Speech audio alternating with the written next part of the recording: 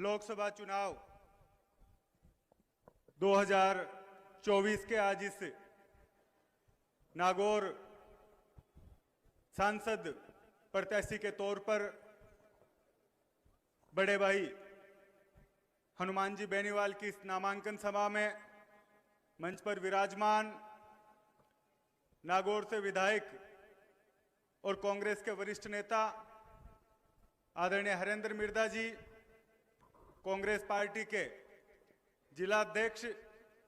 और मकराना से विधायक जाकिर हुसैन जी, परबतसर से विधायक भाई रामनिवास गावड़िया जी, जायल के पूर्व विधायक मंजू मेघवाल जी, डीडवाना के पूर्व विधायक चेतन डूडी जी, बिंदु चौधरी जी, रामचंद्र जारोड़ा जी, सलावत खां जी, वक्फ बोर्ड के अध्यक्ष बिरदाराम जी पूर्व विधायक, जसाराम जी चौधरी साहब, नारायण जी बेनीवाल साहब, मंच पर विराजमान कांग्रेस पार्टी और आरएलपी के सभी वरिष्ठ नेतागण, मेरे सामने विराजमान नागौर जिले की प्रत्येक विधानसभा से पधारे समस्त बड़े बुजुर्ग और युवा साथियों, आज मौका है जब 19 तारीख को लोकसभा के चुनाव होंगे और उसमें कांग्रेस पार्टी और आरएलपी के संयुक्त गठबंधन के तौर पर उम्मीदवार के तौर पर बड़े भाई हनुमान जी बेनीवाल हम सब के बीच आज नामांकन भरा है। साथियों, ये खुशी का मौका इसलिए भी है कि इससे पहले जब हनुमान जी ने राजनीति शुरू की, छात्र राजनीति से वो निकले, विश्वविद्यालय के अध्यक्ष बने, खिंवसर से विधायक बने और भारतीय जनता पार्टी के साथ उनकी पुरानी नहीं बनती, क्योंकि जब विधायक बने फिर पार्टी छोड़नी पड़ी, पिछली बार गठबंधन हुआ फिर पार्टी छोड़नी पड़ी। तो एक लंबे समय से तकरार, और वो तकरार किस बात का है? वो तकरार अभी मनीष जी मिर्धा ने जैसे कहा, वो विचारधारा का तकरार है,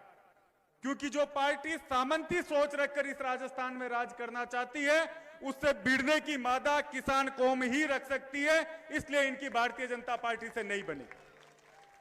आज पिछला चुनाव था, उसमें भारतीय जनता पार्टी से गठबंधन हुआ, सांसद के तौर पर ये चुने गए, और चाहे विधानसभा रही हो चाहे संसद रही हो, जब भी किसान और जवान की बात आई, इन्होंने अपने पद को,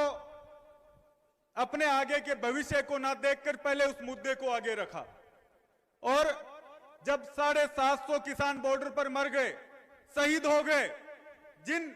लोगों की सुध लेने के लिए भारत की सरकार कभी जिन्होंने ध्यान नहीं दिया, जिनको आतंकवादी, जिनको गुंडे, और जिनको ये कहा कि ये आंदोलन तो प्रायोजित है, उस समय उन किसानों के लिए बॉर्डर पर आकर उस गठबंधन को छोड़कर जब आज ये स्थिति है, कल मैंने लाडनू में भी कहा कि भारतीय जनता पार्टी में जाने के लिए जैसे सेना की सीधी भर्ती नहीं निकलती कि भागो और जाके घुस जाओ, वो स्थिति बनी हुई है। कई लोगों ने तो खुद ने पट्टे डाल लिए, किसी नेता ने नहीं ज्वाइन कराई, तो ये स्थिति इस देश में है। और उस समय उस भारतीय जनता पार्टी के सामने लड़ने की हिम्मत अगर कोई नेता रखता है, तो मैं समझता हूं कि उस नेता के साथ हम सब लोगों को जी जान से खड़ा रहना चाहिए। आज जब गठबंधन की बात हुई, अभी कांग्रेस कार्यालय में हमारी प्रेस कॉन्फ्रेंस थी, तो मीडिया के बंधुओं ने पूछा, पहले मुझसे पूछा फिर रामनिवास जी से पूछा कि ऐसी क्या बात हुई कि जो कांग्रेस पार्टी में 2 गुट है, गहलोत गुट और पायलट गुट, दोनों एक साथ आ गए। तब हमने ये कहा कि गुटबाजी, आपसी दूरियां, छोटे मोटे मतभेद वो बाद में है, हमें पहले इस नागौर का, इस राजस्थान का, इस भारत का, इस देश का स्वाभिमान बचाना है, तो हम सब लोगों को एक साथ आना पड़ेगा। और जब टिकट की घोषणा हुई, तब लगता था कि हनुमान जी को 5 दिन तो कांग्रेस वाले नेता ही नहीं मिलेंगे, क्योंकि आपस में छोटे मोटे मतभेद सबके रहे हैं। लेकिन जब ये दिल्ली से जयपुर पहुंचे पार्टी के आपके कार्यकर्ता स्वागत करने पहुंचे, उससे पहले सारे नेता, जाकिर जी जो हमारे जिलाध्यक्ष के, उसके घर पे पहुंचकर हम सब ने स्वागत किया और हमने कहा कि टिकट की घोषणा लेट हुई है, आप समय खराब ना करें, आगे की हमें रणनीति बनानी चाहिए। और कल रोड शो था, परसों घोषणा हुई और रोड शो में परबत्सर से लेकर नागौर तक पूरे जिले में जिस तरीके से किसान और जवानों में जो जोश था, और हमने कल भी मंचों से कहा, ये हम सब के बीच ये प्रतिस्पर्धा है कि कौन सी विधानसभा इस चुनाव में हनुमान जी को सबसे ज्यादा वोट देगी, कौन सी विधानसभा बढ़त बनाकर हम लोगों के बीच भेजेगी। वो नेता जिसने किसानों के साथ खड़ा रहा, अग्निवीर योजना आई, उस समय सरकार के खिलाफ इन्होंने प्रदर्शन किए, धरने दिए। छात्र संघ चुनाव बंद हुए तो सड़क पर आ गए। कोरोना काल में दो बार कोरोना हुआ लेकिन लोगों की सेवा नहीं छोड़ी। तो यह हमें समझना पड़ेगा, यह चुनाव 19 तारीख तक का चुनाव नहीं है, यह चुनाव यह तय करेगा, क्योंकि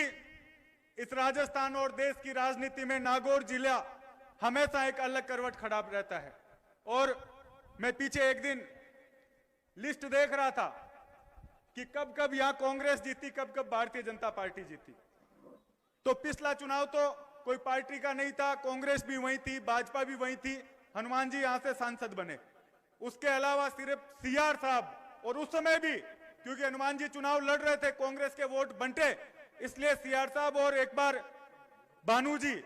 2 सांसद पहले इससे पहले रहे हैं। तो ये तो गढ़ है कांग्रेस और अब आरएलपी दोनों एक साथ हो गई। तो यहां मैं समझता हूं कि सबसे बड़ी जीत हनुमान जी की यहां होने वाली है। एक बार पुणे में आप सबको धन्यवाद देता हूं कि बहुत देर से आप लोग बैठे हैं, मेरे से बाद भी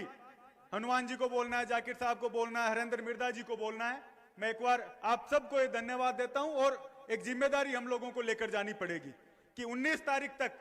हम लोगों को पूरी जान पूरी ताकत के साथ इस चुनाव को संभालना है। हमें वोट जब तक हम लाकर नहीं डाला देंगे तो उससे पहले हमें कहीं भी आश्वस्त होकर सोना नहीं है। 19 तारीख तक का ये चुनाव हम सबको, प्रत्येक कार्यकर्ता और नेता को हनुमान जी बेनीवाल बनकर ये चुनाव लड़ना है, क्योंकि गठबंधन हुआ है, इनको और भी जगह प्रचार में जाना पड़ेगा, और भी जो कैंडिडेट है उनके यहाँ प्रचार में जाना पड़ेगा। तो ये नागौर का चुनाव हम जो मंच पर बैठे नेता और आप सब लोगों के भरोसे आप लोगों का चुनाव है। सबका बहुत बहुत धन्यवाद। जय हिंद, जय भारत।